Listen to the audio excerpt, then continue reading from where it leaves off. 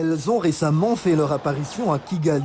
Des voitures électriques e-Golf circulent dans les rues de la capitale rwandaise avec moins de bruit de moteur. Le Rwanda est le premier pays africain où le constructeur automobile Volkswagen a introduit son e-Golf.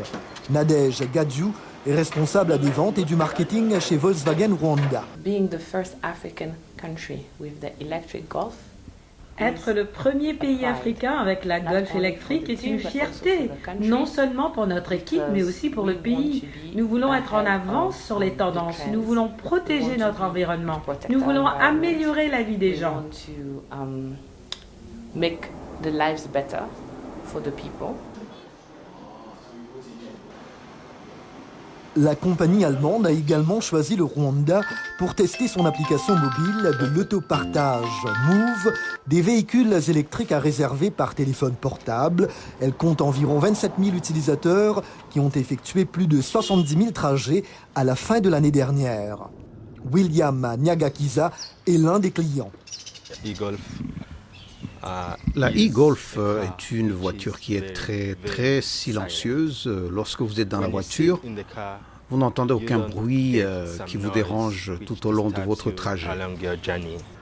Les importations d'essence comptent pour 12% de tous les produits importés par le Rwanda.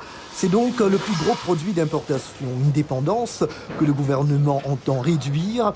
C'est pourquoi des mototaxis électriques ont également été lancés avec des batteries rechargeables et interchargeables. Ces motos électriques sont fabriquées par la firme Ampersand. Josh Whale est son PDG et fondateur. Nos motos électriques pourraient remplacer jusqu'à 60% du parc automobile que constituent les taxis-motos au Rwanda, mais qui sont actuellement des motos thermiques. Il y a 160 000 opérateurs de mototaxis au Rwanda, des jeunes pour la plupart. Didier Ntabaré en fait partie et conduit déjà une moto électrique. La batterie de cette moto est moins chère. De nombreux passagers préfèrent ce véhicule. Il n'y a pas de pollution, pas de bruit.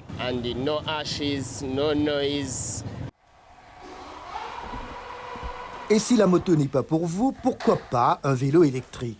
Safimoto propose des scooters et des vélos électriques au Rwanda.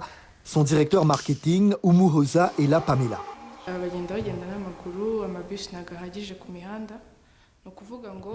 Nous n'avons pas assez de bus, ce qui nous a poussé à proposer ces scooters et ces vélos électriques. Leurs prix sont abordables et ils sont faciles à conduire. Pour l'heure, une centaine de scooters électriques et de vélos électriques sont utilisés à Kigali. Pour Chelsea Wemarika, 22 ans, ils sont très pratiques. Vous n'avez pas besoin de pédaler, vous l'allumez et vous n'avez qu'à utiliser les freins. Cela ne nécessite pas beaucoup d'efforts. Le Rwanda tente de réduire la consommation de carburant et d'encourager les investissements privés dans les solutions de mobilité électrique dans le cadre d'une transition vers une économie plus verte d'ici à 2030.